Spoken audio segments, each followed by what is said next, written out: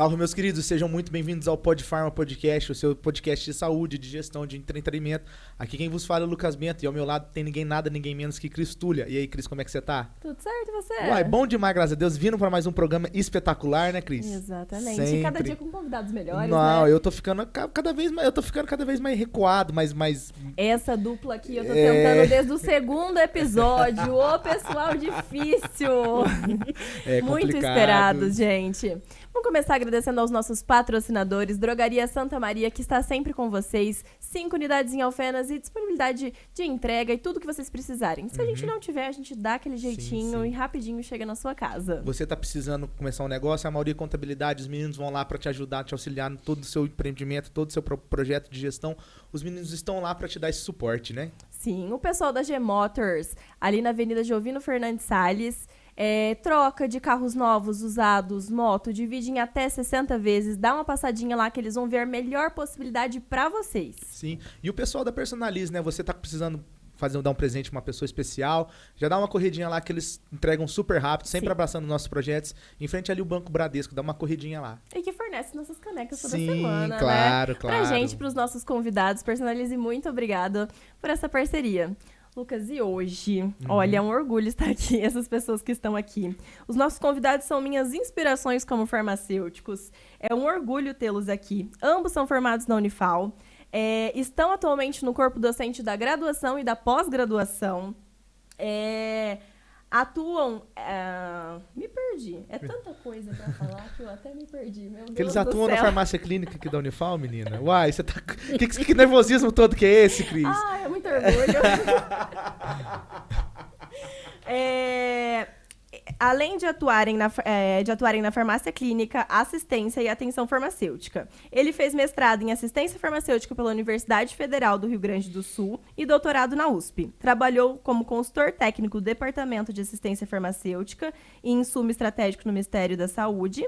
E ela possui mestrado na Universidade Estadual de Campinas e doutorado em psicobiologia na Unifesp. Coordenadora do Núcleo de Atenção Farmacêutica, do qual fiz parte minha graduação inteira. E coordenadora do Simpósio Internacional de Atenção Farmacêutica, que também tive o prazer de participar. Além de ser vice-presidente da Sociedade Brasileira de Farmácia Clínica, Regional do Sul de Minas. E é autora de muitos livros. E fiquei sabendo que está querendo lançar uma bibliografia também. Será? É muita história. Será que Eu nós estou vamos... ansiosa. Será que nós do Podfarma aqui ganharemos uma A bibliografia gente autografada? Tiago e Lu, muito obrigado por vocês terem aceitado os nossos convites. Ô, Cris, eu já vou começar o episódio falando o seguinte. Eu tô meio recuado aqui, porque o currículo deles é muito grande. Eu consegui resumir, mas eu até me perdi na extensão deles. A minha vida, os meus 26 anos, não dá o currículo acadêmico deles. Então, tipo assim, eu tô meio acuado, tá? Eu vou deixar o programa pra você, até porque a especialização aqui é muito grande e eu não vou dar conta de fazer as perguntas. É capaz de eu te perguntar aqui o que é antibiótico, só pra poder ter uma participação. Eles respondem. Muito obrigada por terem aceito o nosso convite. Sejam muito bem-vindos, Thiago, Luciene. É um prazer ter vocês aqui com a gente. Muito obrigado. Prazer tudo nosso. Acho que de todos os congressos, palestras que eu participei até hoje, nunca fui tão bem recebido. E meu currículo ali de uma forma tão extensiva assim. E ainda tem Exato. frutinhas do Hortifruti da avó, que está sempre com a gente. Pra quem precisar também, eles entregam já com tudo lavadinho, cortadinho. Eu amo essa praticidade. É a única vez que a Maravilhoso. Cris come fruta é quando a hortifruti da avó manda. Eu espero ansiosamente. Ela espera o dia do podcast pra comer. Fala assim, não, a gente já tem que ligar pelo menos uma vez pra ver, senão ela vai ter escorbuto. Ela não come fruta nem a pau. Maravilhoso, obrigada. Fico muito feliz também com o convite. E entendo, né? A Cris ficou nervosa, porque, né, muito tempo com a gente. E a pós-graduação dela depende disso. Com certeza. Gente, ainda tem que entregar. Eu já vi que esse programa hoje aqui vai ser aquele programa que eu vou amar. Que eu vou ter alguém pra pegar no pé da Cris, graças a Deus. meu Geralmente Deus. eu fico sozinho pegando no pé dela o programa inteiro, entendeu? Agora eu vou ter mais duas pessoas. Ai, que deleite.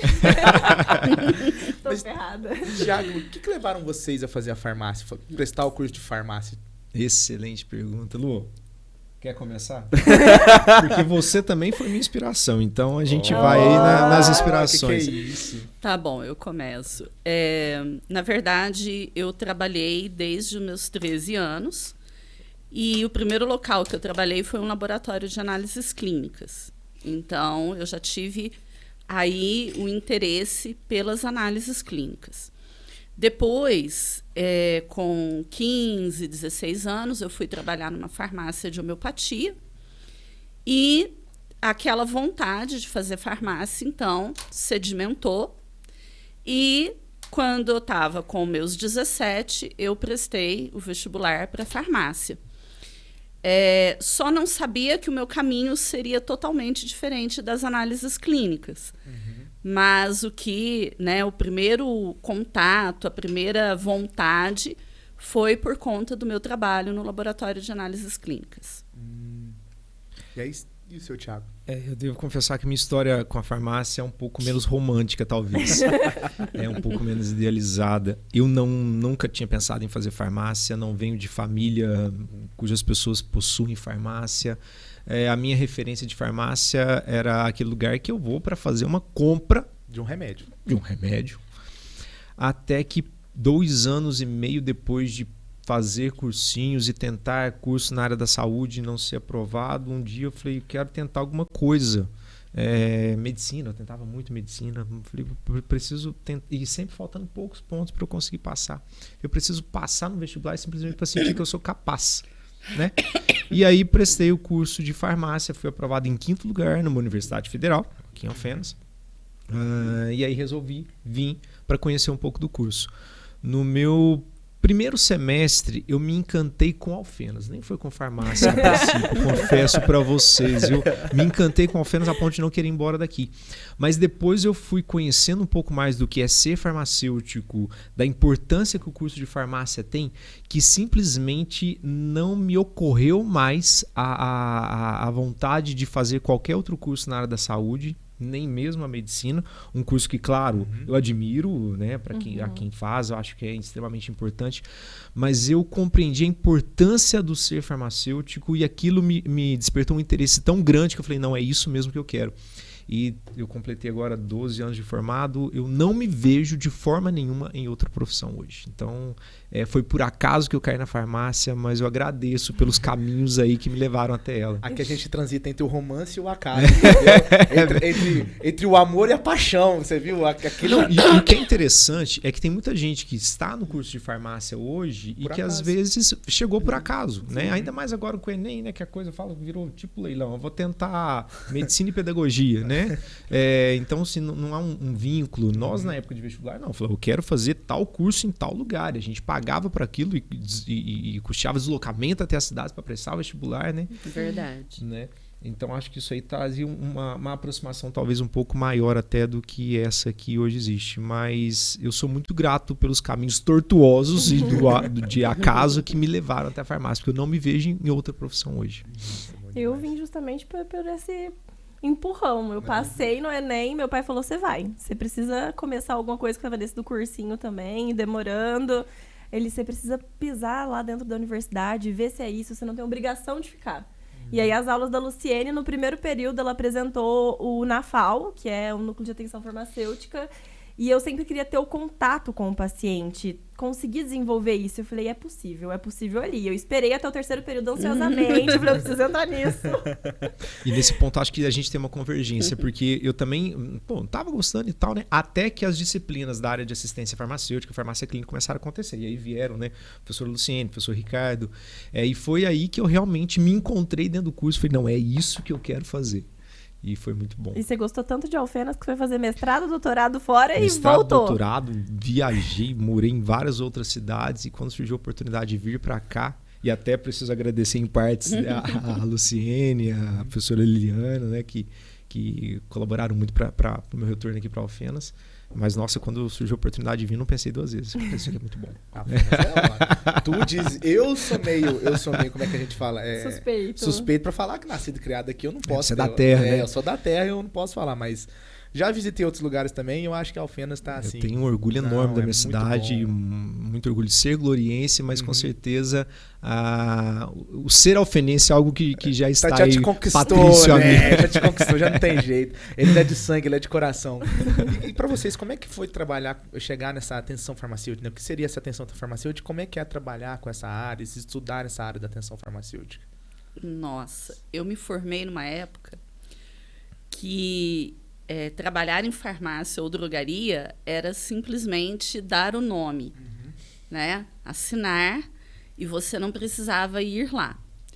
E quando me formei, eu queria trabalhar, de verdade. Embora eu estivesse no mestrado, mas teve um atraso no meu reagente, levou quase 1 ano para chegar, e aí, para não ficar, né, sem fazer nada, eu resolvi arrumar um trabalho numa farmácia. E eu queria realmente trabalhar. E aí eu cheguei, né, nessa farmácia e comecei a trabalhar. E eu sempre gostei de orientar, de conversar com as pessoas. E eu percebia que as pessoas não tinham orientação nenhuma. E, na época, essa drogaria, que era uma drogaria de rede, ela tinha um espaço também numa rádio da cidade, lá em Americana. E eu comandava, junto com a radialista, né, nós fazíamos um programa de saúde. Eu com 22, 23 anos, né, então a gente preparava um tema e ia para o programa. Isso foi muito bom, porque me deu realmente certeza de que eu queria trabalhar com pessoas. Isso foi por volta de 1998, 99. Foi quando começou a chegar o conceito de atenção farmacêutica aqui no Brasil. E aí eu falei, eu quero entender um pouco mais o que é isso. E comecei a estudar sozinha, né? Porque naquela época o que tinha era ou dos Estados Unidos ou da Espanha. Eu me inspirei muito na Espanha, porque era mais fácil de ler, mais rápido. E eu fui estudando sozinha, né? E buscando fazer cursos. Então, assim, eu fui uma das primeiras pessoas aí que começou a interessar pelo tema. E aí, alguns anos mais tarde, não muitos anos, em 2003, eu passo num processo seletivo da Unifal para dar aula como professora substituta. E eu só vim porque me falaram que eu poderia oferecer uma disciplina de atenção farmacêutica. Então, eu dava deontologia e legislação, Meu Deus. atenção farmacêutica, economia e administração, e estágio. Mas o que me brilhava os olhos era a atenção farmacêutica, né? Então, eu vim por causa disso. E em 2005 teve o concurso definitivo e eu entrei na Unifal nessas cadeiras, né, para ministrar essas disciplinas. E olha que interessante, professor Luciene, em 2005 entra de forma efetiva para ministrar essas cadeiras. 2006 chego eu na universidade, todo perdido, e me encontro com pessoas assim, com brilho nos olhos, né? Assumindo algo que no Brasil ainda estava começando e com esse anseio de trabalhar com pessoas. E acho que foi desse brilho nos olhos, né, que eu fui coletando de pessoas como Luciene, como Ricardo e outros professores, que eu fui me interessando pela área, ao ponto de que ao término da minha graduação eu já falava com toda certeza, quero trabalhar com farmácia comunitária. Acho que eu era um dos únicos da minha sala com essa intenção, porque todo mundo quer indústria, Sim. porque paga bem, alguns análises clínicas, um pouco ali pesquisa, mas quase ninguém queria farmácia comunitária. Na minha sala, acho que éramos 2. Eu, o Alan, lembra do Alan? Lembro. O Alan, acho que ele também queria, acho não, a família dele tem farmácia, ele queria continuar o legado da família, mas só. Eu me formei em uma semana, na semana seguinte já estava trabalhando em farmácia comunitária. Eu acho que eu fiquei quase uma semana desempregado aí, porque eu precisava ir em Belo Horizonte para ter o meu registro no conselho, né? Então foi o prazo que eu precisei entre o término da graduação e o início da minha vida no mercado de trabalho. E desde então, graças a Deus, nunca parei. E de fato é apaixonante, né, Lucas, a possibilidade que se tem de você perceber que você, enquanto profissional, consegue realmente contribuir para a qualidade de vida de uma pessoa por meio, né, usando como ferramenta, tendo como insumo o medicamento, é algo muito prazeroso, muito, que me traz, pelo menos, muita satisfação. E hoje poder me sentir nessa mesma posição de transmissão de um legado, de transmissão de um brilho no olhar, que uma vez fez diferença na minha vida, né? Ter hoje essa oportunidade também me faz bastante orgulhoso da profissão que eu resolvi trilhar. E a grade horária da Unifal mudou, né? Mudou. Ela está totalmente não, mas ela está muito mais voltada para essa parte. Infelizmente, quando eu saí que estava mudando, eu não peguei, mas tem muito mais parte do cuidado farmacêutico, essa atenção, tudo desde o início. Sim, muito diferente. Essa semana até comentei com os alunos que eu estou terminando uma pós Lato Sensu, e aí eu precisava xerocar o histórico da minha graduação. Falei, meu Deus, né? Vamos procurar o histórico da graduação. E eu achei o histórico. E naquela época eram 3 anos e meio de farmácia, mais 1 ano de análises clínicas. Então, 4 anos e meio. Não é tão diferente de hoje, que são 5 anos. Né? Então, em termos de tempo, não é tão diferente. Mas eu falei para os meus alunos que eu fiquei assustada, não com o meu histórico, mas com o histórico deles. Porque você abre o arquivo, tem 6 páginas. O meu histórico todo, ele tem 2 páginas. Tá? E eu não vejo, em momento algum, que a minha formação tenha sido deficiente. Sabe? Então, eu acho que a gente também precisa, enquanto docente, professor, ter uma reflexão de até onde precisa ter tantas disciplinas assim na formação dos farmacêuticos, porque isso está gerando uma sobrecarga, né? Perda da saúde mental. Sim. Então, será que realmente a gente precisa ter uma grade de horários, né? Uma dinâmica curricular ali que no final tem 5, 6 páginas? Eu acho que a gente precisa voltar um pouco e repensar. Isso em nível nacional. Eu acho que precisava ter uma discussão a respeito disso, sabe? Porque, no final das contas, você viu de tudo um pouco, mas você não é bom em nada. Na minha época, a gente via menos conteúdo, mas a gente saía bom em alguma coisa.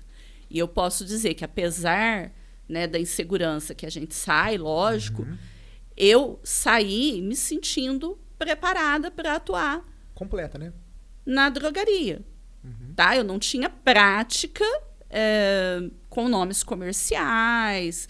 Isso eu não tinha. Mas eu tinha um embasamento muito bom. Sim. Então, isso me deu segurança para trabalhar também. Né? Para estar ali trabalhando e fazer a minha função. Esse resgate... Se a gente fizer um resgate histórico, a gente consegue perceber que da formação que a Luciene teve para essa que nós estamos hoje, a gente teve aí em 2012 uma diretriz curricular nacional que instituiu a formação generalista, né? Então, o farmacêutico especialista, ele deu lugar a esse generalista. Já numa tentativa de ampliar a formação do farmacêutico para que ele fosse capaz de atuar bem em mais do que uma área, e não só na indústria ou não só nas análises clínicas, né? Mas também acho que isso talvez tenha sido um tiro no pé. Agora, em 2017, acho eu até que por uma influência aí do Ministério da Saúde, houve uma nova reconfiguração da formação em farmácia. E aí, Lucas, Cris, observem, a cada ano que passa, mais dinheiro é investido pelo Ministério da Saúde na compra de medicamentos. Cada ano eles investem mais para assegurar o acesso. Só que isso não tem se refletido em melhorias substanciais para a qualidade de vida da população. E é por isso que eles querem agora investir também no uso racional do medicamento, nas atividades clínicas que o farmacêutico faz. Então, por isso essa pressão de, em 2017, mudar toda a formação do farmacêutico, novamente, uma mudança que já tinha acontecido em 2002, agora reconfigurada em 2017. As universidades tiveram 3 anos para se adaptarem a essa nova proposta. Em 2020, a gente começou com essa nova grade. Hoje, 50% da carga horária do curso, o que dá mais de 2.000 horas, são voltadas para cuidados em saúde. É muita coisa. É muita coisa. Mas é necessário. Sim, é importante, é necessário, eu concordo, mas eu compartilho da reflexão que a Luciene faz. Porque, tipo assim, quando eu saí do meu ensino médio, né, eu tava até comentando com o Thiago no off, meu nome é Lucas porque meu pai queria que eu fosse médico, só que eu falei assim, não vou abraçar a área da saúde, porque uma que eu nunca fui muito coligado, né, mas eu nunca quis. Mas quando eu saí do ensino médio lá, tem até uma querida amiga minha, Maria Bárbara, estudou lá na Unifal também, formou, e, tipo assim, ela foi prestar farmácia e eu falava assim, cara, como é que você tem coragem? Farmácia é um curso dificílimo. E ela, tipo, passava alguns livros que ela tinha que ler, era tudo, muita coisa estava em inglês, sabe, em outro idioma. Eu falei assim, cara, eu tô batendo palma pra você, porque você abraçou um curso extremamente difícil. E foi o que você falou, eu peguei o histórico do meu pai uma vez, ele deixou lá na farmácia, né? E eu peguei, e não era uma coisa muito ampla, era tipo 3 folhas, estourando assim, contando estágios obrigatórios e tal, que ele formou na Unifenas, mas era coisa muito simples, muito enxuta. Era um negócio bem simples. E hoje você pega a história do curso de farmácia. Se fosse pra eu voltar nos meus 17, e se eu fosse para fazer essa escolha, não faria de novo. Eu compartilho, sabe, da ideia do Thiago, lógico, essa reformulação. Para entrar o cuidado em saúde, para a gente ter mais a questão do cuidado farmacêutico, é muito importante. Porém, eu acho que a gente precisa também reavaliar as outras áreas. Porque, por exemplo, quando você pergunta para um médico qual é a missão dele enquanto médico, qual o objetivo, ele sabe responder claramente. Se você perguntar para o nutricionista, para o enfermeiro, eles sabem responder. Se você perguntar para o farmacêutico, ele vai ficar 5, 10 minutos. Como assim? Depende da área. Por quê? Porque como nós temos, né, 135, 136 especialidades para atuação, cada vez que surge uma, eu fico desesperada. Eu espero que pare nessas 135. Por quê? Porque isso gera esse conflito de quem sou eu. Eu fiz farmácia. Qual é a minha missão? Qual é o meu objetivo como farmacêutico? Isso tem que estar muito claro, sabe? E na nossa profissão não está. Não está. Então, isso se deve um pouco a essa questão de o farmacêutico ali ter muita opção. Sim. E aí ele se perde no caminho. Mas eu acho que são pontos positivos e negativos. Sim. Porque uma das coisas que me fez colocar farmácia foi que eu fui olhar sobre e tinha, na época, 74 possibilidades de atuação. Eu falei, eu sou enjoada, mas nem tanto. Não é possível que dentro de 74 eu não vou gostar de nenhuma. Então, me veio uma luz no fim do túnel. Acho que farmácia também é muita segunda opção de muitos cursos. Sim. Mas a grade realmente é pesada. Farmácia, geralmente o povo esbarra em odonto e medicina, né? É. O povo que vai bater. Não bater em nenhum entra. Mas você vê, de 74 para 135... Dobrou, ué. Pelo amor de Deus, tomara que não apareça mais nenhuma. Sim. Porque a gente fica muito... O profissional vai se tornando sem identidade. Exato. Falta aquela identidade, né? Igual, o meu marido, ele formou também na mesma época que eu, ele fez farmácia com a especialidade de análises clínicas. E aí, quando perguntam para ele o que ele fala que ele é analista clínico. E eu respondo, não existe essa graduação. Você é farmacêutico com especialidade em análises clínicas. Porque não existe. Não existe o bioquímico, certo? Existe o biomédico, mas não existe o bioquímico. Então, eu brigo com ele, né, porque ele atua nessa área, então ele fala que ele é analista clínico. Eu falo, não, senhor, você é farmacêutico, depois, né, a sua especialidade é E o pior é que isso análise. se reflete na forma como a sociedade vê o farmacêutico, né? Sim. Porque a partir do momento que o profissional não tem uma identidade, ou que ele fica meio perdido, quando perguntado qual a sua missão e a visão, ele não consegue mostrar o seu valor, a sua importância para a sociedade, para seus pares, para outros profissionais de saúde, e aí fica nessa questão de que é para a comunidade farmacêutica qualquer pessoa de branco atrás do balcão da farmácia, né? E às vezes, mas é uma questão muito interessante vocês levantarem isso, porque, tipo assim, meu pai farmacêutico, ele, igual a Lu, ele sempre trabalhou em farmácia, ele é apaixonado por farmácia, sempre gostou do mundo farmacêutico e tal.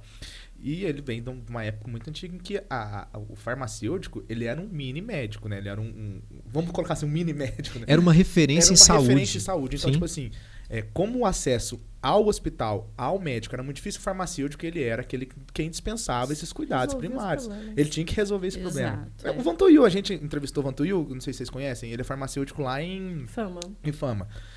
Ele é essa referência em saúde do pessoal de Fama. Entendeu? Então o povo vai atrás dele, vai primeiro nele pra depois ir no médico. E capaz deles brigarem com o médico por causa do Vantuil. Eles falam assim, o Vantuil falou que é isso, como é que o senhor tá falando com o contrário? Enfim. Então, tipo assim, e eu acho que a gente foi perdendo isso, né? Graças a Deus a gente conseguiu ter um acesso hospitalar melhor, um acesso ao médico melhor, louvado seja Deus. Mas aí a gente perde essa noção de que o farmacêutico, ele também é um instrumento e um mecanismo para desenvolver a saúde da população. Né? Ele não está ali só para, toma aqui essa dipirona para você melhorar a tua dor de cabeça. Mas para isso também a história explica um pouco do que aconteceu. Principalmente ali no período entre a Primeira e a Segunda Guerra Mundial, houve um investimento muito grande na indústria bélica. Mas eles precisavam também de ter soldados combatentes. E aí resolveram investir na indústria farmacêutica, que até então era muito incipiente. O medicamento até então era só manipulado. Né?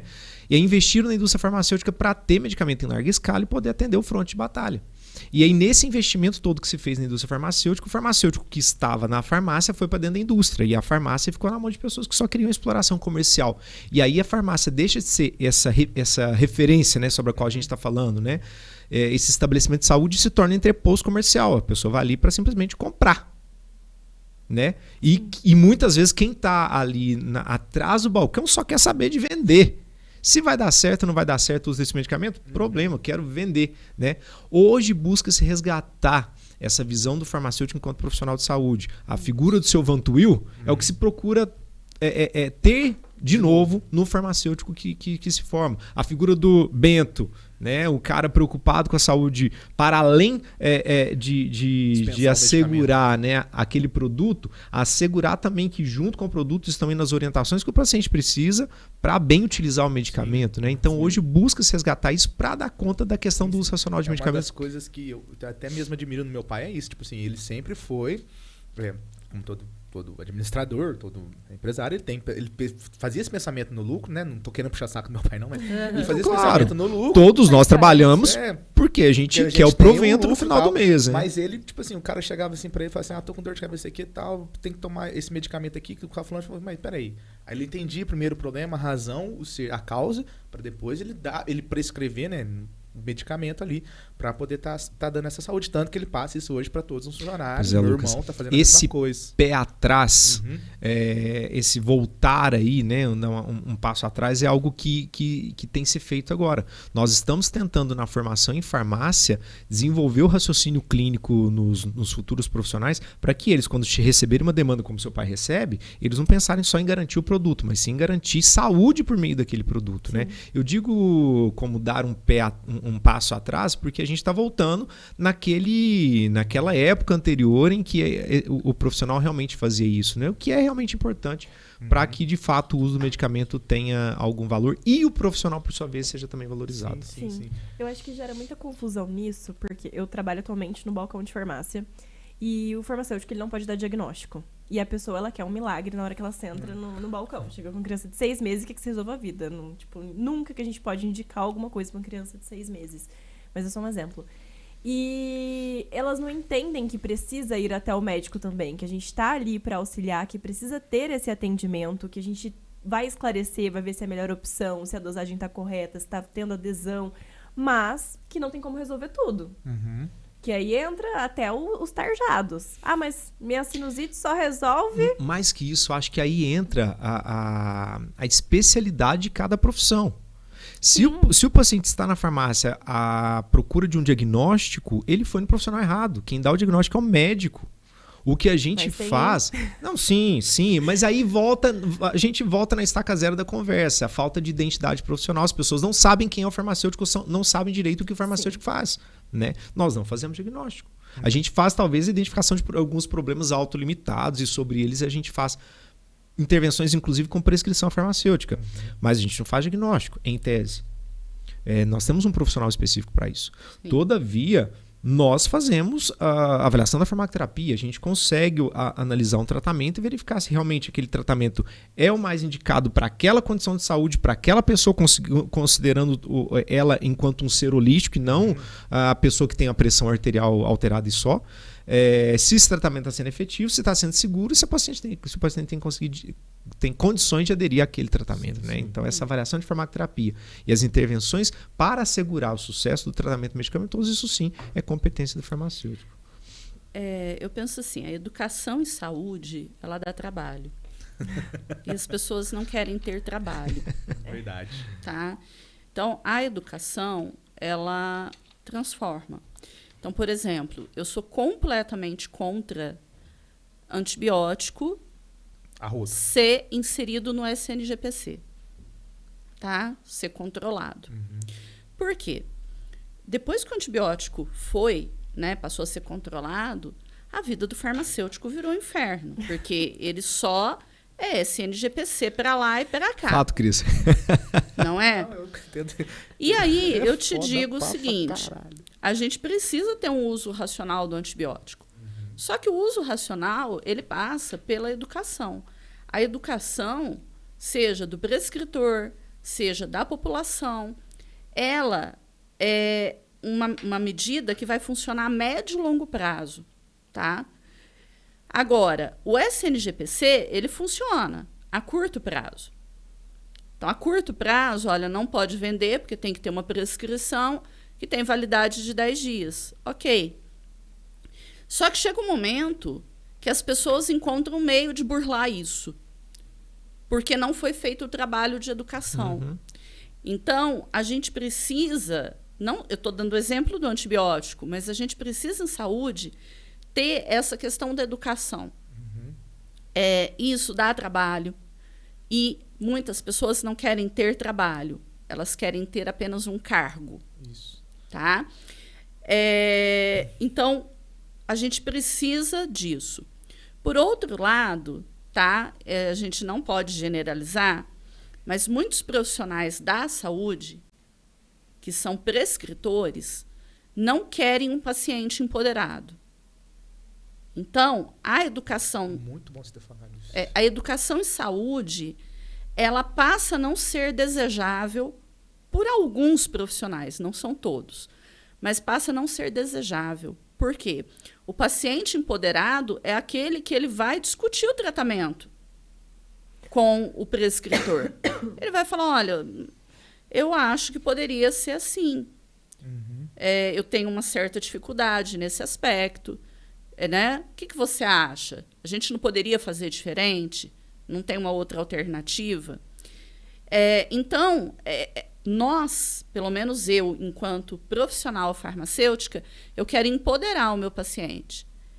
Mas existem profissionais que não querem esse empoderamento do paciente, porque esse paciente ele vai dar trabalho. A consulta vai demorar mais, tá? Vai dar mais trabalho explicar para ele o que está sendo feito. Então, a gente precisa mudar a cultura de uma forma geral, né? Que a gente precisa ter uma população esclarecida no âmbito da saúde. E aí, só para finalizar, o que eu escuto muito dos meus colegas farmacêuticos eu vou dar uma orientação no balcão e tem muito cliente que não quer e é grosso e é mal educado. Eu falo, olha, você vai fazer a sua parte. Você não vai perguntar se ele quer. Porque de cada 10 que você perguntar se ele quer orientação, 9 vai falar que não. Então, você não vai perguntar se ele quer, você já vai começar orientando. Se ele falar para você que ele não precisa e ele for mal educado, você agradece com um sorriso e fala para ele, se o senhor precisar de algo, eu vou estar aqui. Tá? Mas você fez a sua parte. Então, a gente tem que fazer. Não é se a pessoa quer. Sabe? Eu acho que é isso. Olha, mas estando no balcão, eu acho o CNGPC tão necessário.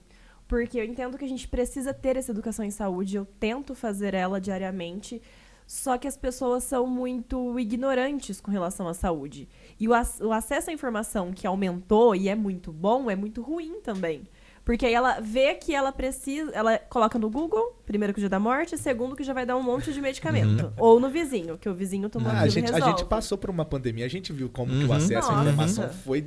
Bem lembrado. Foi deselegante para não usar outras palavras. E as pessoas não querem te ouvir. Olha, essa não é a melhor opção. A gente consegue resolver com um medicamento muito mais simples. Não tem necessidade de você entrar com antibiótico. Ah, não, mas eu sei que só vai resolver se eu tomar antibiótico agora. Eu me conheço, tenho certeza, eu preciso. Eu acho que esse acesso à informação, ele transita entre o chá e o antibiótico. Você nunca vai entrar no medicamento certo. É tipo assim, ou você toma um chá de gengibre com mel, que não sei o quê, ou você toma um azitromicina. Sim.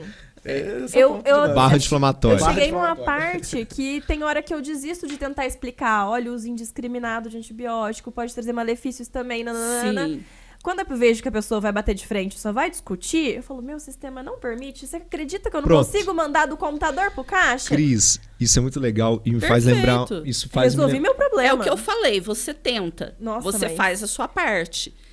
Agora, depende também do outro. Você tá fazendo a sua parte. Ô Lu, mas isso que a Cris tá dizendo me lembra uma fala do Mário Sérgio Cortella. Assistindo uma palestra dele um dia, e você do direito, talvez você tenha até mais propriedade de falar a respeito. Ele fez um comentário que eu achei muito interessante. A legislação existe para salvar as situações em que a moral e a ética não dão conta de resolver. Exato. E olha só a questão do letramento em saúde, da educação em saúde. As pessoas estão tão acostumadas a ter o medicamento única e exclusivamente como um bem de consumo, e ela quer porque quer, ou seja, a moral ela não está bem desenvolvida, bem trabalhada, né? Que é necessário vir um instrumento legal para normatizar a coisa. Sim. Entendeu?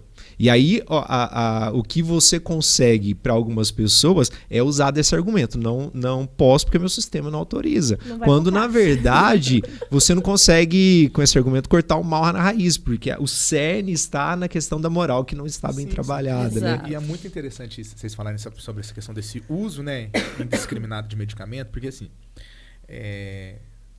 tô na área jurídica e todo mundo da área jurídica é meio louco da cabeça. Ninguém bate meio da cabeça. O cara falou que é advogado. Não, mas a área jurídica é pior. Cara, o que eu tô vendo de gente consumindo medicamento à torta direita, a roda, assim, em alguns casos eles... Tipo assim, o Vinvance tá em alta. Não, agora, Vinvance tá em alta. O cara tomou um pra dormir, um pra acordar, um pra comer e um pra digerir, um pra tratar do fígado. Eu falei assim, cara... Mano, vai devagar. Tipo assim, eu falo pra eles, eu sou dono de farmácia, tá me dando muito dinheiro, muito obrigado. Porém, quando eu tô toda vez tratando, você acha que é realmente necessário você tomar essa quantidade de medicamento durante o seu dia pra você realmente ficar bem? Saca? Tipo, você tocou num ponto da pandemia, né? Que a gente, que nós percebemos, e isso é uma constatação muito triste, tá? Pro nosso país. Que, diante do desespero e da falta de informação, o indivíduo ele bebe até criolina se mandar. Mano, bebe.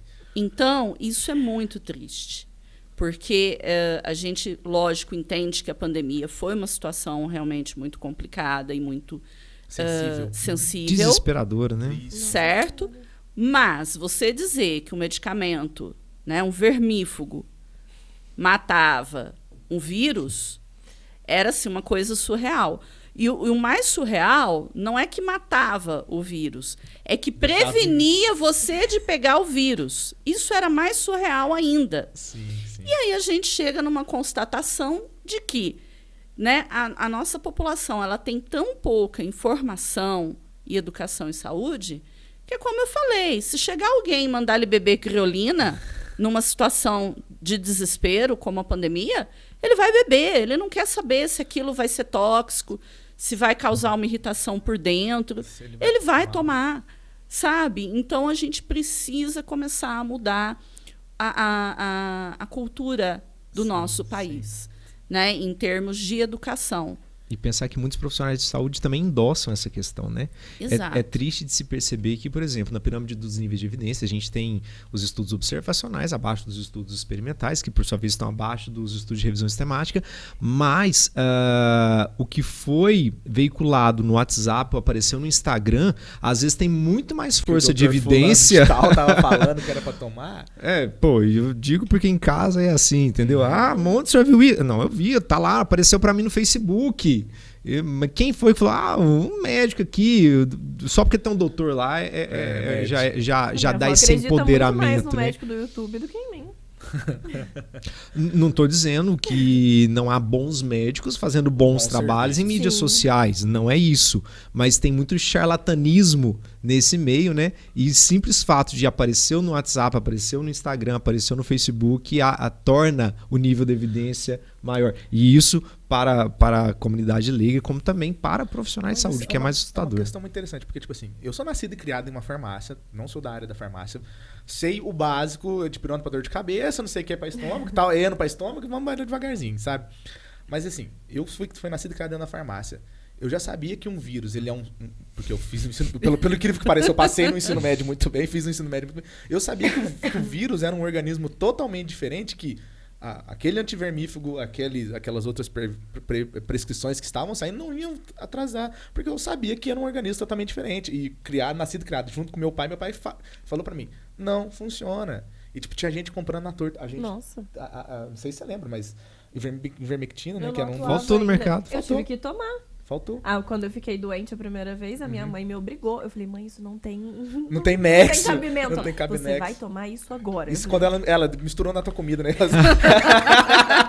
Essa menina tá achando que sabe mais do que eu. Meu quarto era isolado da casa. É. Ela passava com uns negocinhos. Era mel com cúrcuma, com isso, com aquilo. Eu falava, mãe do céu, se eu não sobreviver, vitaminada estarei. Se o Covid não me matar, os teus tchau vão. Nossa senhora. A minha mãe, eu acho que ela ficou assim, horas. Tudo que ela via na internet, ela falou, você vai tomar. Eu falei, verme eu não vou ter por um bom tempo, isso eu tenho certeza. E aquilo que a Lu falou, o trabalho de educação, ele não é só trabalhoso, mas ele é longo, ele demora. Aí, talvez, se a gente começar hoje, daqui umas 4 gerações, talvez com muito investimento, e se os governos, né, não pararem com isso, que aí a gente vai ver essa é a nossa fruto. expectativa. Exato. Uma expectativa Mas de já cuidado. começou. Eu falo isso em sala de aula. Vocês que estão se formando agora serão os protagonistas dessa mudança que precisa acontecer. São vocês que vão chegar no mercado de trabalho com condições para começar uma mudança da realidade. Não achando que o mercado de trabalho está lá, venha, né? Novos farmacêuticos com 50% da carga horária em cuidados em saúde. Não é assim. Vão chegar lá e encontrar muitos desafios. Mas é a partir disso que ao longo de algumas décadas a gente vai ver essa mudança realmente acontecer. Exato. Eu formei há 25 anos.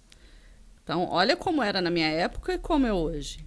Melhorou muito. Muito, né? A gente teve uma evolução, assim, significativa da profissão. Né? Tem pontos negativos ainda, mas a gente teve uma evolução muito grande. Assim, nesses 25 anos, né, eu vi essa mudança acontecer. E eu posso dizer que eu participei dessa mudança para ela acontecer. Não, você foi o primeiro pilar, né, da atenção então, farmacêutica aqui em Alfenas. Que está no Brasil. Não só em Então, assim, eu me sinto feliz, né, de ver como mudou. Mas, óbvio, né, eu acho que daqui mais 25 anos, a gente vai estar bem melhor do que a gente está hoje. Sim. A gente está caminhando para isso. Sim. E é muito interessante a gente ver que essa questão da atenção farmacêutica mesmo, porque eu acho que é o seguinte, não é obrigação da população ficar sabendo de cada medicamento que tem atrás de uma prateleira. Primeiro que os nomes são difíceis pra caramba, eu detesto decorar sal por causa disso. E segundo, porque realmente cada um tem a sua especialidade e tal, e cada um tem a sua especificação. Então a gente tem que realmente ir desenvolvendo esses novos profissionais para que eles possam realmente não vender o medicamento, mas trabalhar com a saúde. Especificamente com a saúde do paciente, através do que você falou, aquele insumo que é o medicamento. Que é aquela dispensação que a gente passa no balcão, né, Cris? Sim. E isso já vem mudando com o consultório farmacêutico, né? Que já foi para algumas farmácias privadas também. Também. Né? Aqui em Alfenas, eu não conheço, né, assim, alguma drogaria ou farmácia que faça, mas nós temos no SUS, né? O SUS na farmácia universitária, que é vinculada à Unifal, mas isso é uma realidade em várias drogarias e farmácias no Brasil como um todo, né? A inserção da atenção farmacêutica ou farmácia clínica ali e o farmacêutico atuando, né, no sentido de trazer esse uso racional, de melhorar a saúde do indivíduo.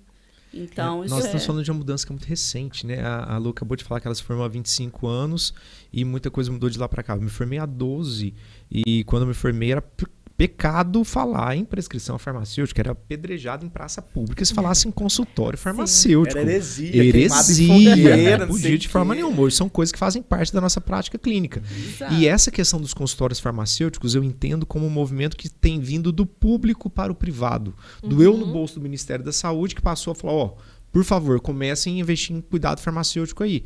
E aí, isso aí por volta de 2014, 2015. E a partir desse movimento que veio do público para o privado, porque doeu no bolso do ente público, as drogarias estão começando também a se movimentar nesse sentido. Em Alfenas, eu também não sei de como está o funcionamento dos consultórios, talvez a Cris saiba dizer até melhor, dentro do setor privado, os consultórios farmacêuticos. Mas eu sei de muitas farmácias que já têm a estrutura de consultório farmacêutico. A gente tem a estrutura. Foi um dos meus pedidos quando eu fui contratada na Drogaria Santa Maria.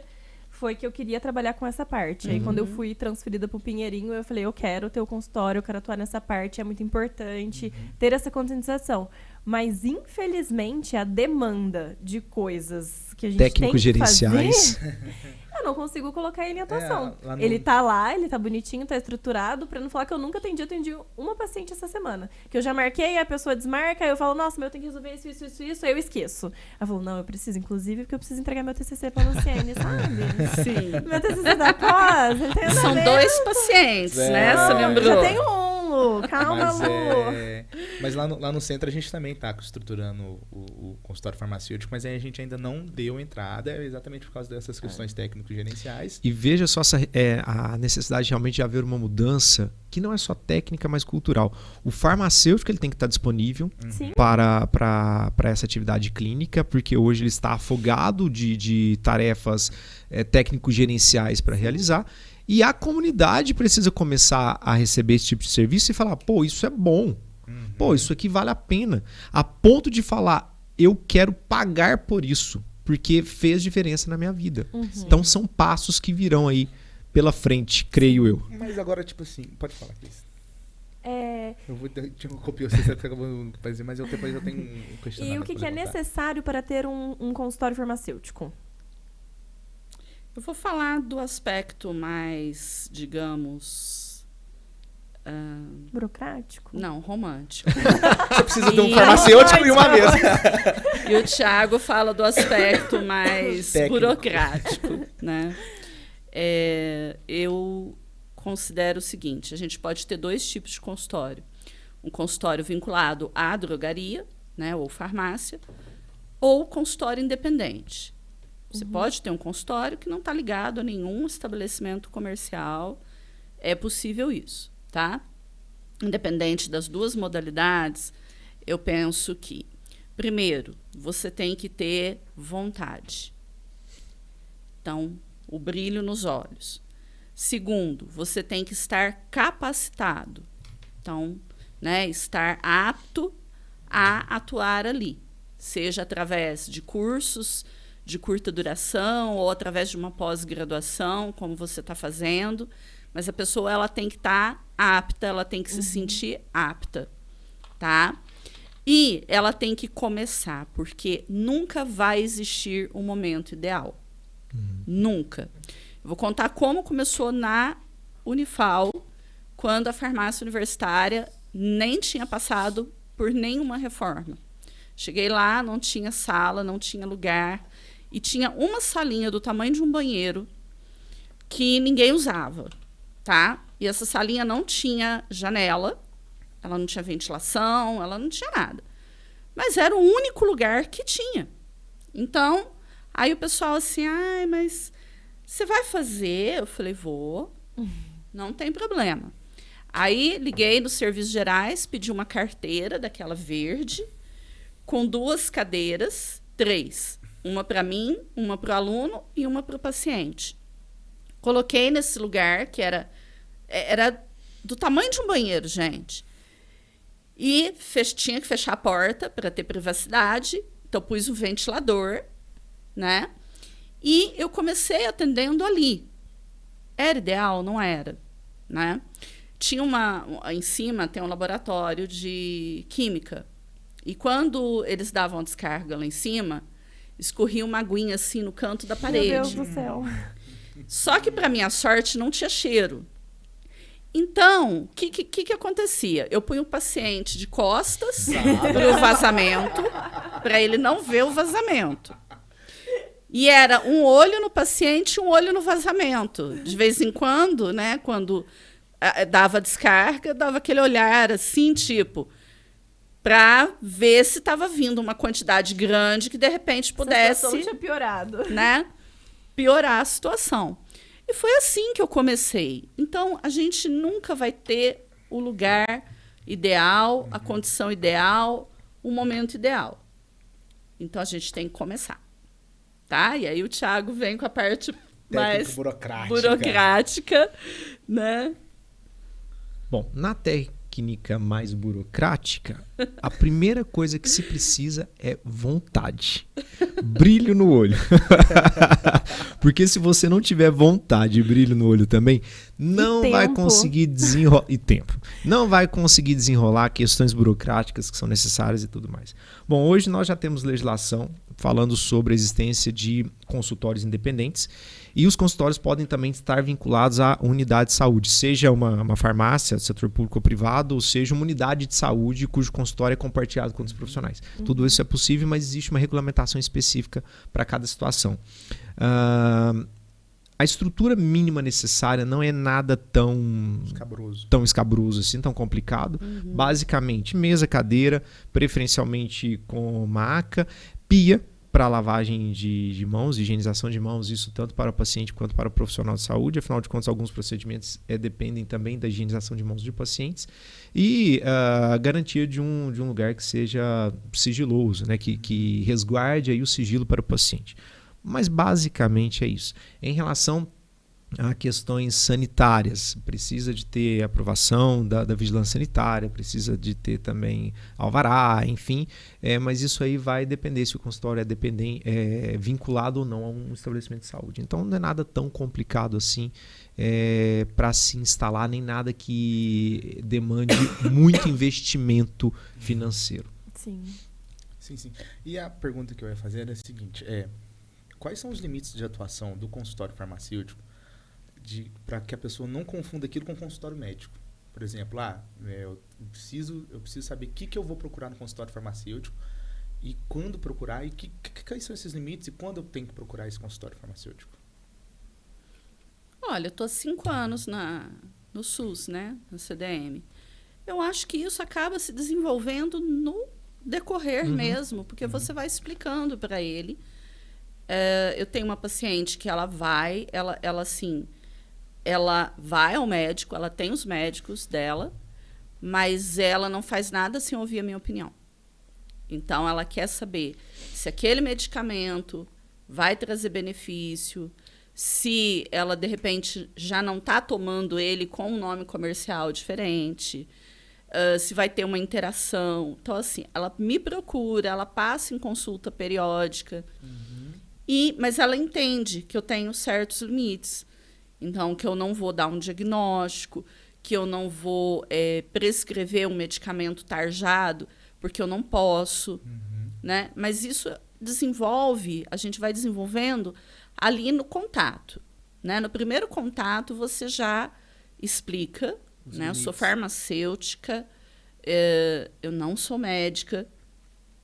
E mesmo explicando, eu tenho paciente que me chama de médica. Né? Eu falei para uma paciente umas 4 vezes que eu era farmacêutica e ela atendia o celular na consulta. Posso atender? Pode. Aí ela, só um minutinho. O que é? Eu tô com a minha médica aqui. Aí eu, né, assim, lá no fundinho, ai meu Deus, eu já falei tantas vezes que eu não sou médica.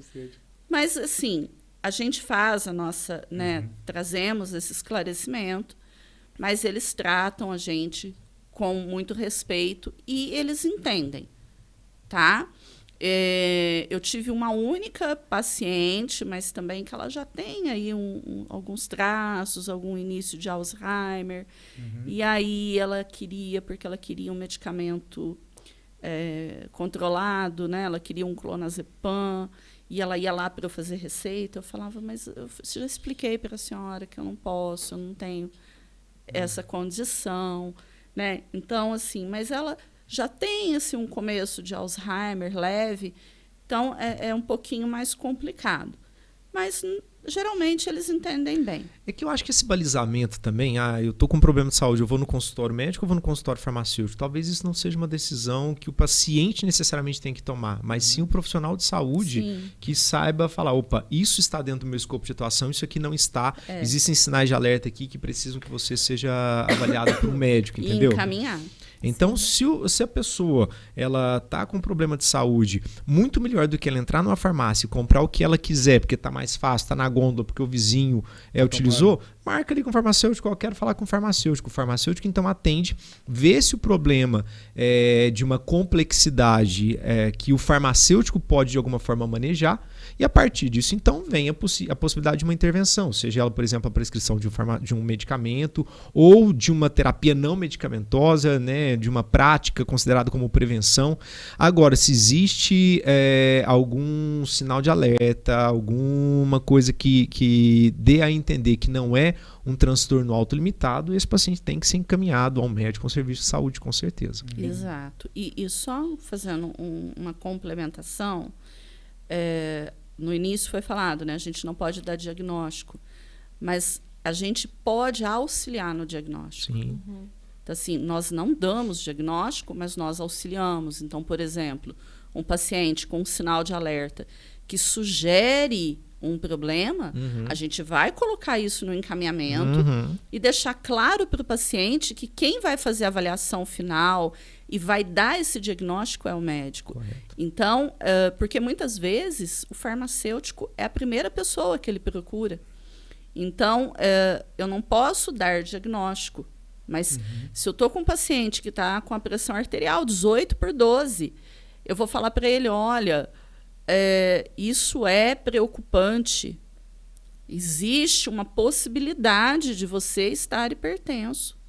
Então, eu quero que você passe no clínico geral, pelo menos, com uma certa urgência, né? Vou fazer uma carta aqui com o acompanhamento dos valores de pressão e você vai levar isso para o seu médico. E ele vai fazer vários exames e ele vai te dizer se você realmente está hipertenso. Né? Então, a gente não faz diagnóstico, mas a gente deve auxiliar nesse processo. Né? Porque eu não posso deixar o paciente embora com 18/12 e não alertá-lo do risco que ele está correndo. Né? Então, eu falo, olha, existe um risco muito grande nesse valor e de você estar hipertenso. Então, procure o médico. E também do próprio profissional também de não ficar prescrevendo as coisas. Tipo assim, Sim. tô com dor, toma aí um hidroclorotiazida para ver se dá uma melhorada aí. Nós não podemos, de maneira nenhuma, né? De maneira alguma. Então, olha, você vai procurar o médico e ele vai te dar o diagnóstico final. Sim. Mas já te adianto que é uma situação preocupante. Você tem que preocupar com a sua saúde. Né? Então, a gente traz aquela... Olha, preocupe-se. Tá? Não é normal, né? Então, eu acho que é isso que o Thiago falou. Sim. Essa delimitação tá também no profissional. Ele entender que ele não pode tudo, tá na ética. Volta na ética. A roda gira e volta na ética, na moral lá. Que tá na ética. Tá na ética do profissional, dele saber, tipo assim... Que reconhecer suas limitações. Limitou ali, já sabe que ele não consegue, ele passa pra frente. E para quem nunca teve contato, o que é o consultório farmacêutico e quais são os serviços prestados por eles? O que a população pode procurar nesse consultório? Tá, temos... isso vai depender do local onde ele está, né, instalado, mas a gente tem vários serviços. Eu vou falar alguns, Thiago pode complementar.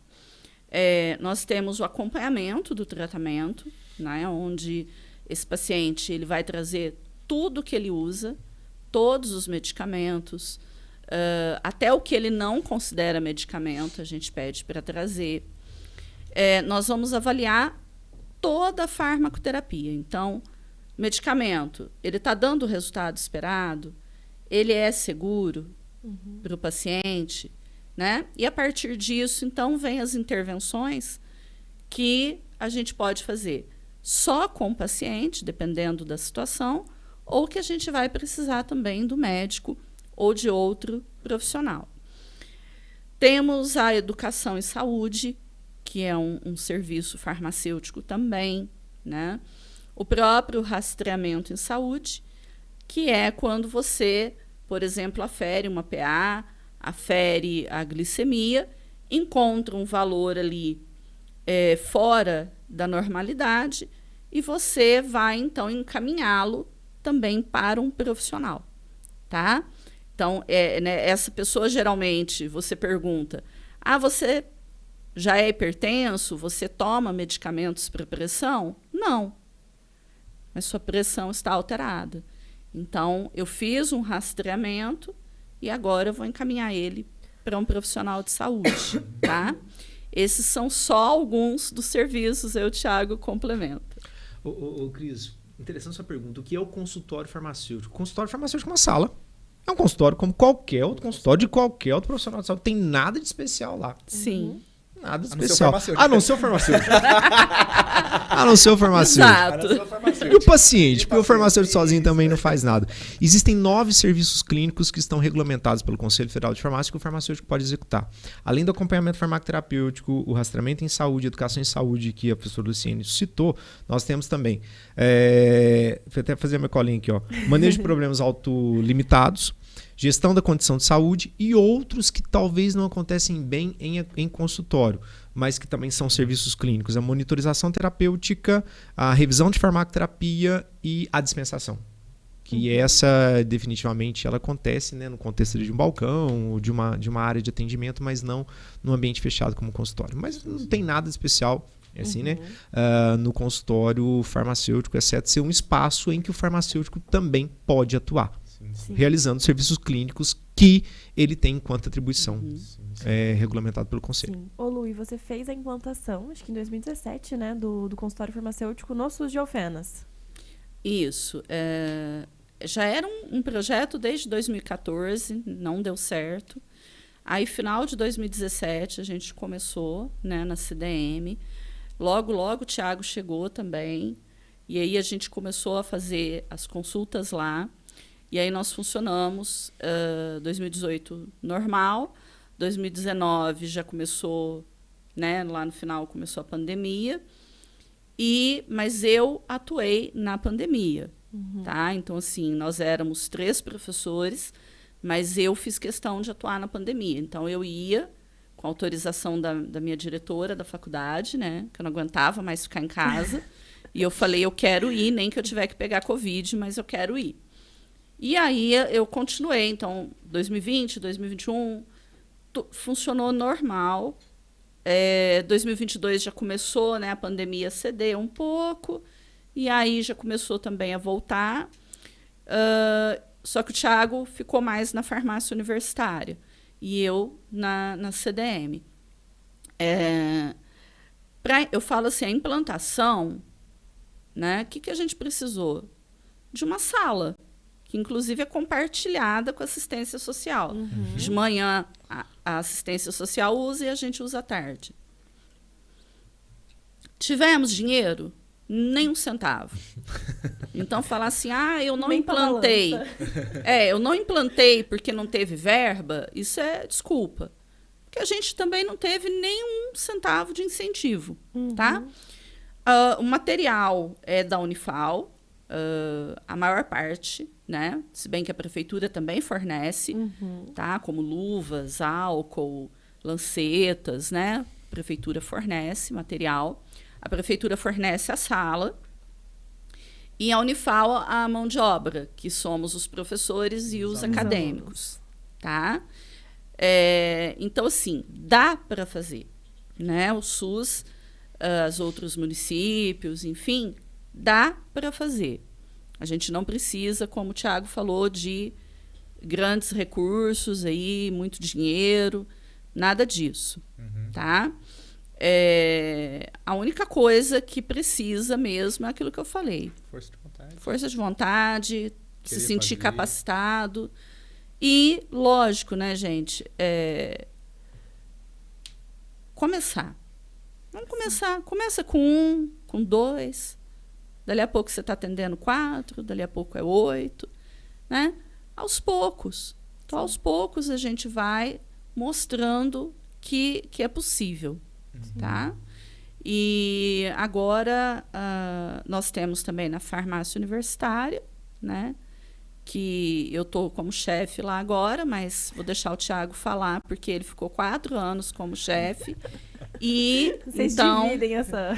Isso, né? Ele ficou 4 anos, ele revitalizou aquilo lá, ele tirou do buraco. E agora, então, né? Ele não pôde continuar, eu assumi. Mas ele fez um trabalho também muito bom na farmácia universitária, né? E lá também a gente também tem o consultório. Lá na farmácia nós conseguimos uma reforma para adequações sanitárias e a farmácia universitária voltou a funcionar em 2021, quando então a gente retomou as atividades com esse modelo de consultório que a gente tem hoje.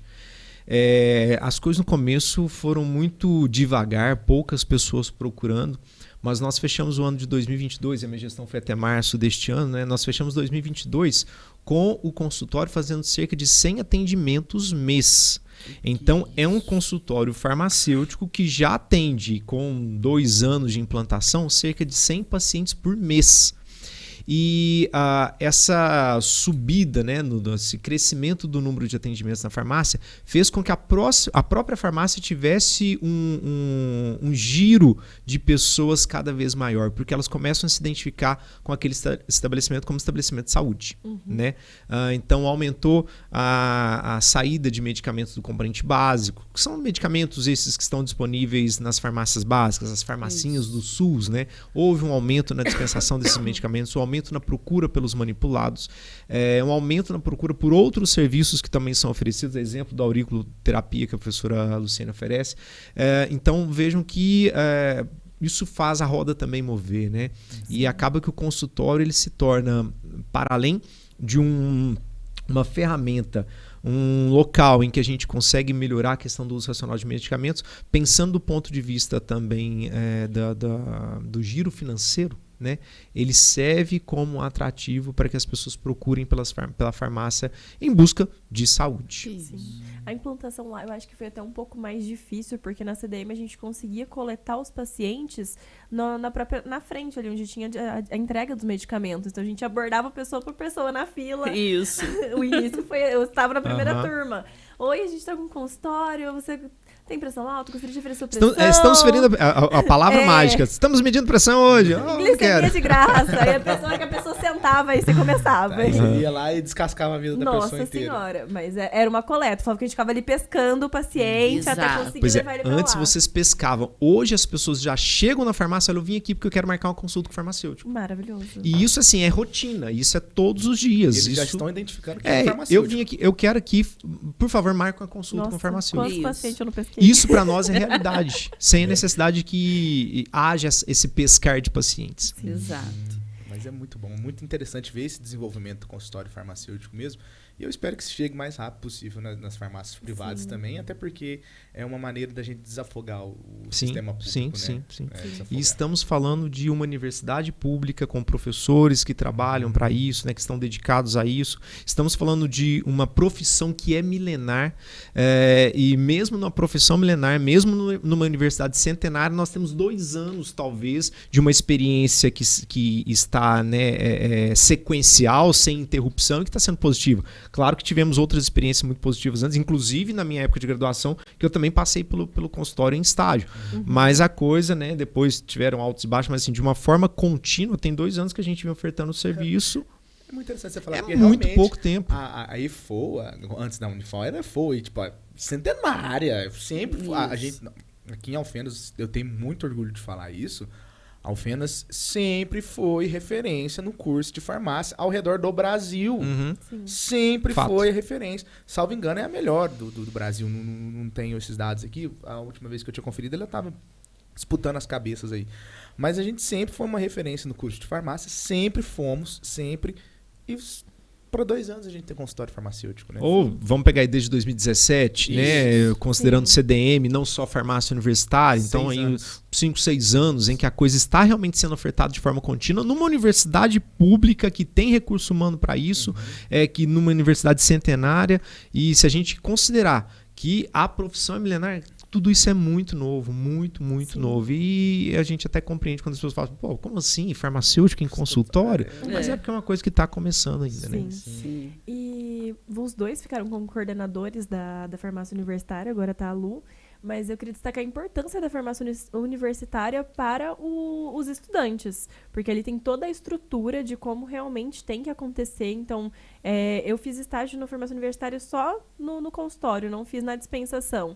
Mas é uma experiência muito legal de você ver como tem que acontecer. Porque, às vezes, quando a gente pega um estágio fora, eu peguei estágio nos dois, fora e dentro da faculdade, a visão é muito diferente. Tanto é que eu peguei um estágio fora de Alfenas, que ele falou assim, não, eu tô assinando. Pode ir para sua casa. Eu falei, não, mas eu quero estar aqui, eu quero ver o que você está fazendo. E eu vi o farmacêutico no dia que eu cheguei e no dia que eu fui embora, que ele assinou. Ele falou, eu vou te passar um geral aqui, ó, de onde é que estão as coisas. Só.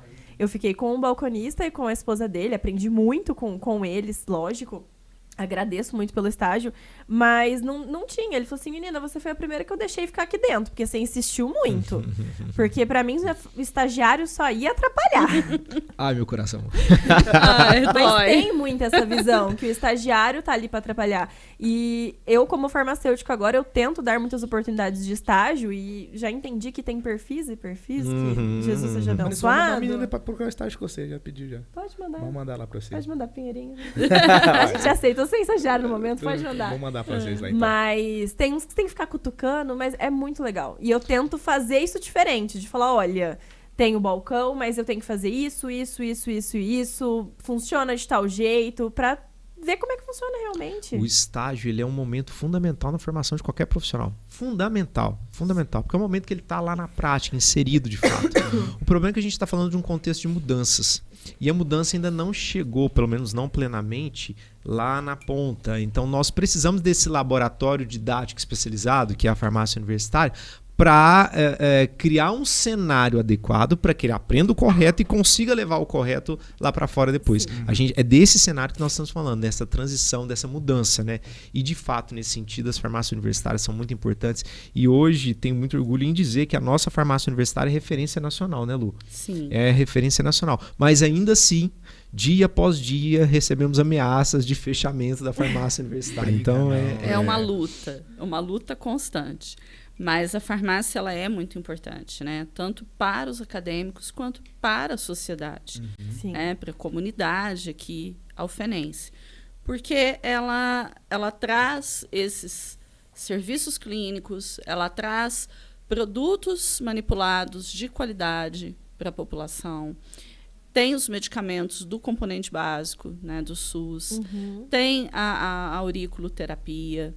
Então, nós trazemos ali diversos serviços, diversos produtos, e sempre preocupados com a máxima qualidade, com trazer o melhor para a comunidade. Então, temos, né, o acadêmico, que está ali aprendendo, óbvio, e a finalidade da farmácia é essa, mas também pensamos na comunidade. Né? Porque a nossa comunidade, ela merece o melhor. Sim, claro. Né? Ela merece ter ali um atendimento.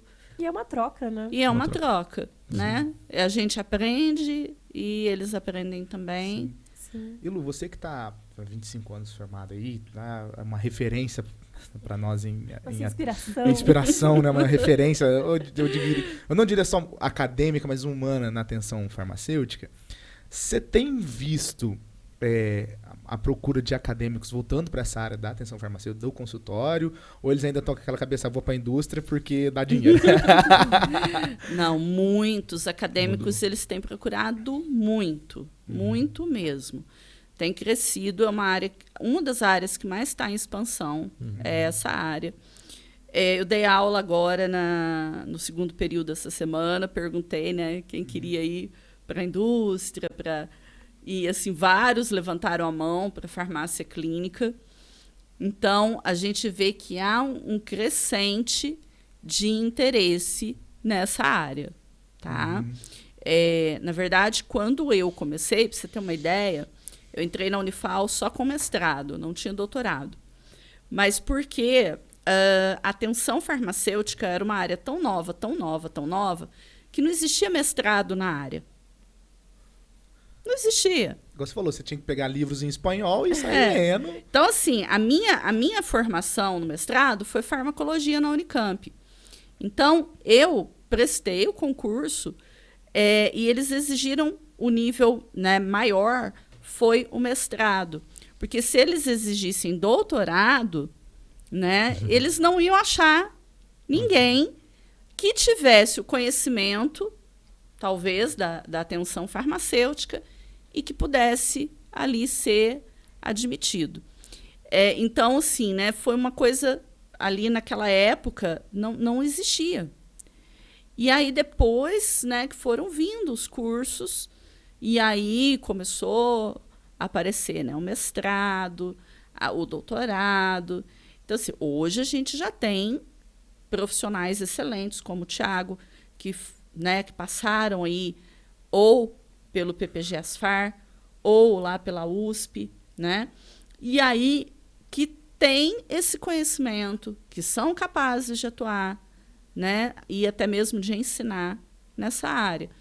Mas naquela época não tinha, né? E hoje a gente vê assim, o interesse dos acadêmicos tem mudado. Inclusive é motivo de orgulho. A gente tem acadêmicos assim, né, como a Cris, que está na área, na farmácia comunitária. Eu tenho uma mestranda, que é a Sara. Ela, semana passada, retrasada, ela deu uma palestra comigo no maior congresso de Minas Gerais, que é o Congresso de Farmácia e Bioquímica do Conselho, né? Então, ela foi para falar junto comigo. Então, assim, é motivo de orgulho, né? Temos egressos que estão como farmacêutico clínico em hospitais como Einstein, exercendo como farmacêuticos clínicos, residentes, Hospital das Clínicas em Ribeirão Preto, que continuou na área. Então, tá bem bacana mesmo, Lu, concordo com você. Cara, e aquece o coração, né? Porque, por exemplo, dá mais motivo pra estar ali. Thiago foi meu aluno, ele é um orgulho. Ele é um orgulho. Thiago foi meu aluno, Liliana foi minha aluna, a Soninha foi minha aluna. Então, hoje, a minha equipe, nós somos 5 professores na área, ali dentro. Tá? Eu só não dei aula para o Ricardo. Os outros foram meus alunos. O Ricardo, vocês foram concorrentes na vaga, Fomos não foram? concorrentes na vaga. Então, eu dei aula para todos eles, né? E tantos outros. Então, assim, que enche a gente de orgulho, que a gente fica feliz de ver que estão trilhando esse caminho e estão mudando a história, né? Mudando a história aí da assistência farmacêutica, atenção farmacêutica no nosso país.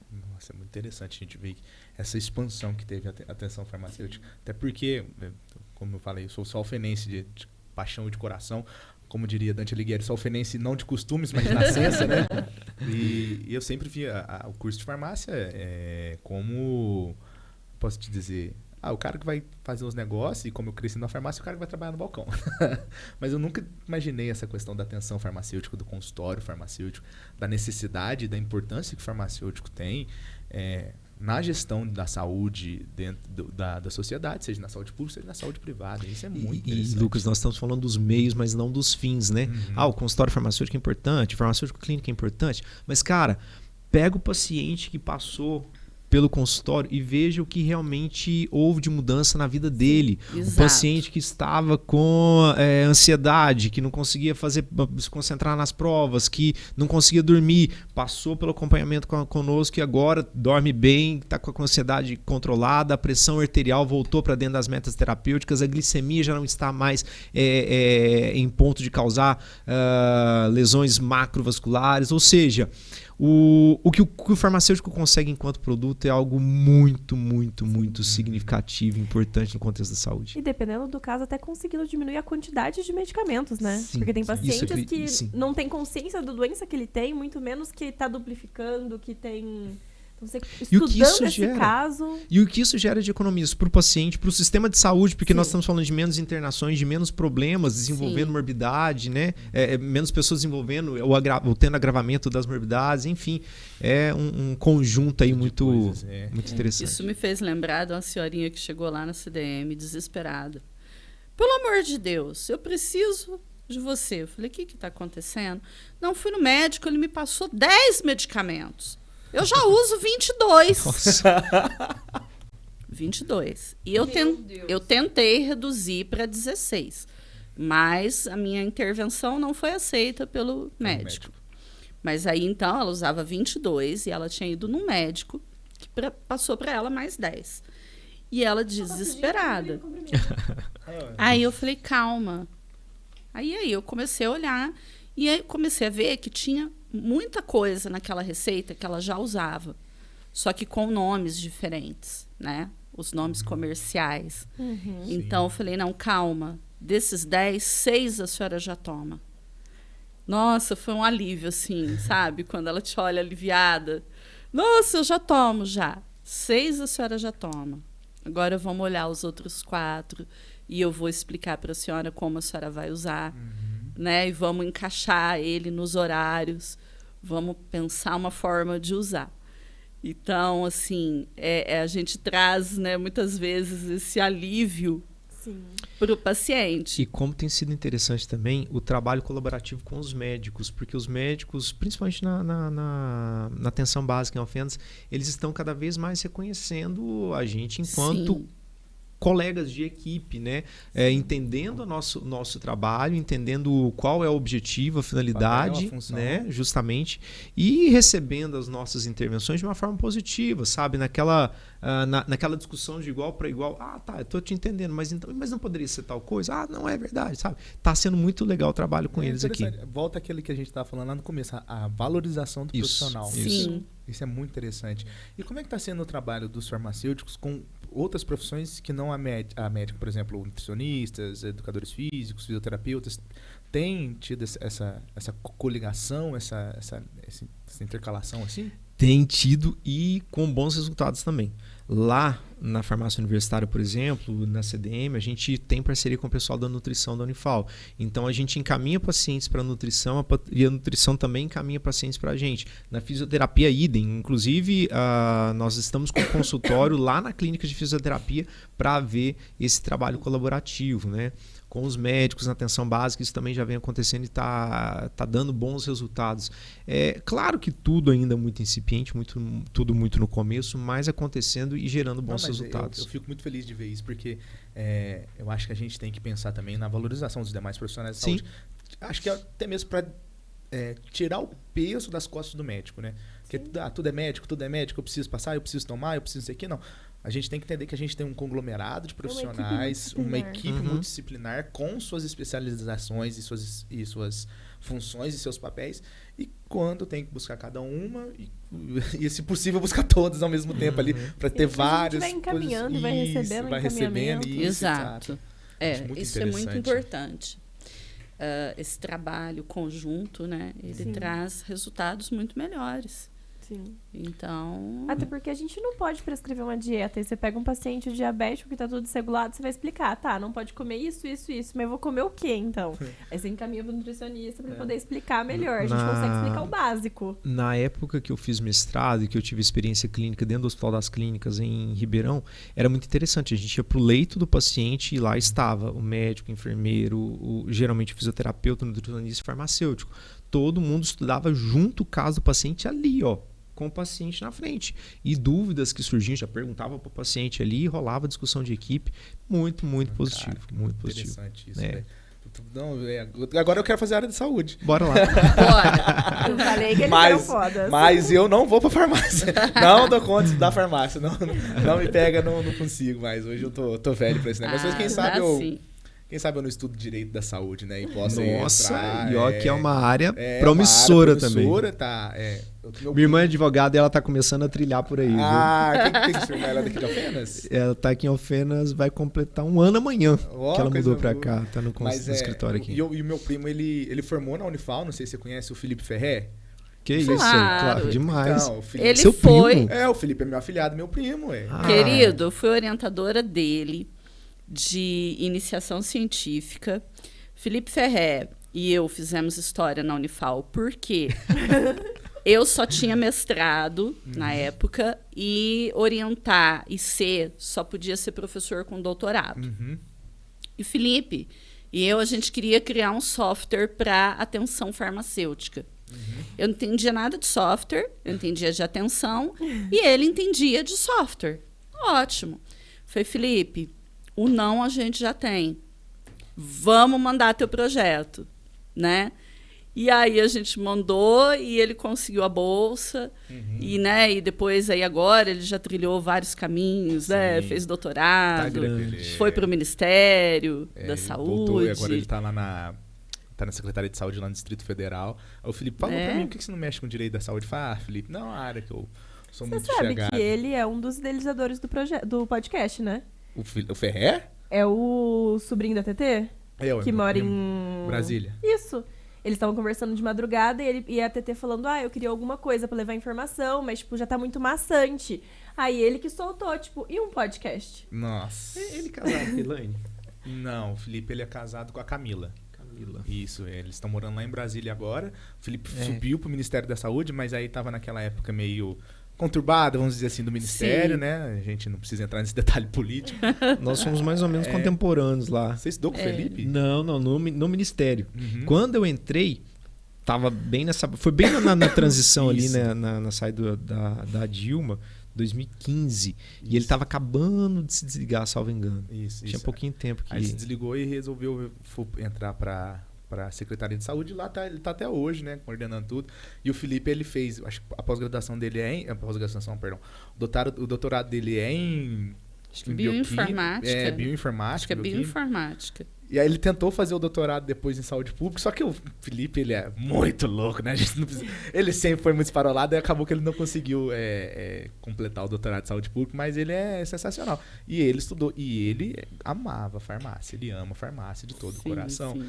Mas é muito interessante, eu não sabia disso não, que o Felipe era uma referência aqui no Mundial Fenas, não.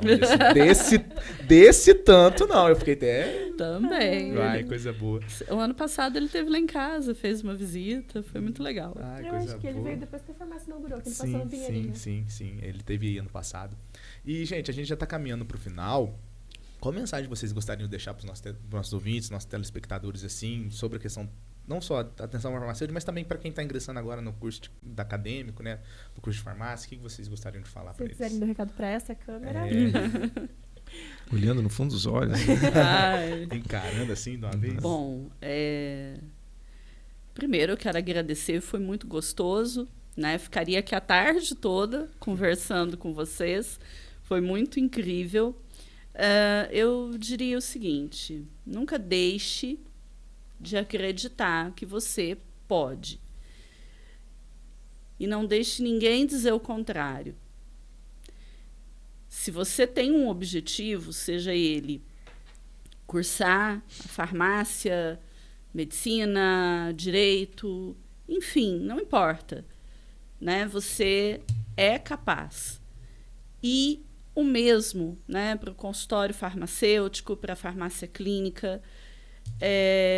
Muitas vezes nós colocamos limites que não existem.